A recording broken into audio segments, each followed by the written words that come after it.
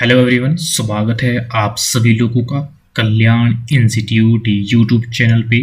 आज हम इस वीडियो के अंतर्गत व्यापार चक्र की अवस्थाएं समझेंगे कि व्यापार चक्र की कितनी अवस्थाएं हैं और कौन कौन सी अवस्थाएं हैं। तो आज की इस वीडियो के अंतर्गत हम यही समझेंगे, तो आप इस वीडियो को अंत तक जरूर देखिएगा। और अगर चैनल को अभी तक सब्सक्राइब नहीं किया तो चैनल को जरूर सब्सक्राइब कर दीजिएगा। तो चलिए समझते हैं कि व्यापार चक्र की कौन कौन सी और कितनी अवस्थाएं हैं। एक विशिष्ट चक्र सामान्यतः 6 अवस्थाओं में विभक्त होता है, यानी कि 6 अवस्थाओं में विभाजित होता है।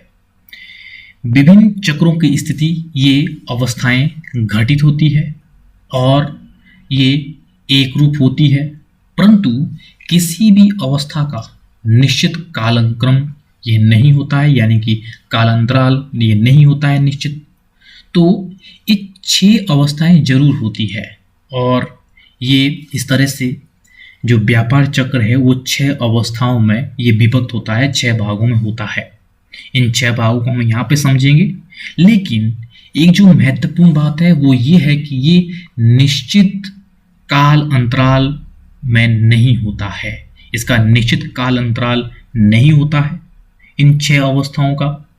तो इन 6 अवस्थाओं को, जिसमें ये जो व्यापार की अवस्थाएं हैं, इनको हम एक एक करके समझते हैं। जिसमें कि सबसे पहले है बूम की अवस्था, यानी कि पीक।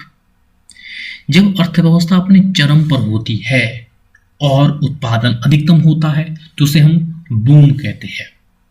और अगली अवस्था है मंदी। जब बूम के बाद मंदी आती है तो ऐसे में अर्थव्यवस्था में गिरावट होती है।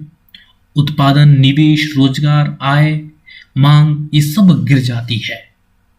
मंदी के बाद एक दौर मंदी का होता है, जिसमें कि जो बूम की स्थिति है, बूम की स्थिति के बाद एक मंदी का दौर आता है। तो मंदी के इसमें किस तरह से अर्थव्यवस्था में गिरावट देखी जाती है और इस गिरावट में किस तरह से उत्पादन में कमी, निवेश में कमी, रोजगार में कमी और आय तथा मांग में भी गिरावट होती है। तो इस तरह से ये मंदी की स्थिति में होता है। और अवसादन में क्या होता है?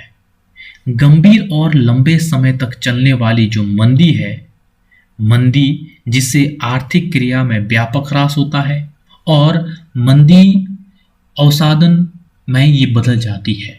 जो मंदी होती है, मंदी धीरे धीरे बाद में वो अवसादन में बदल जाती है। तो मंदी के बाद की अवस्था ये है तीसरी, अवसादन। और चौथी है गर्त।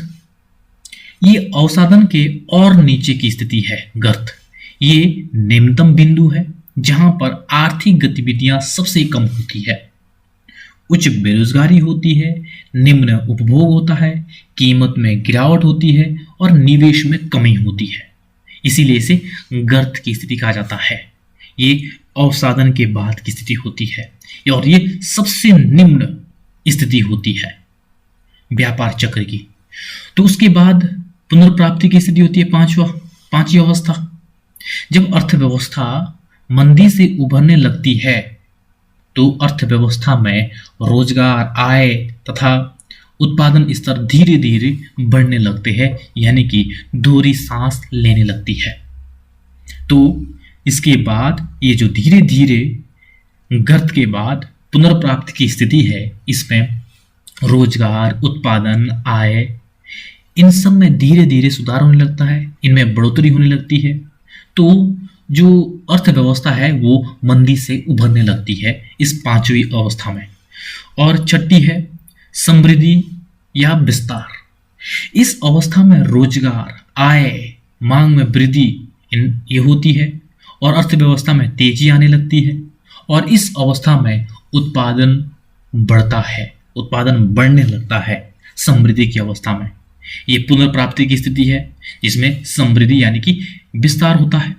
इस अवस्था में रोजगार बढ़ता है, आय बढ़ती है, लोगों की डिमांड इंक्रीज होने लगती है और अर्थव्यवस्था में एक तरह से तेजी आने लगती है। तो इस तरह से ये छठी अवस्था है समृद्धि। तो ये व्यापार चक्र की ये 6 अवस्थाएं हैं।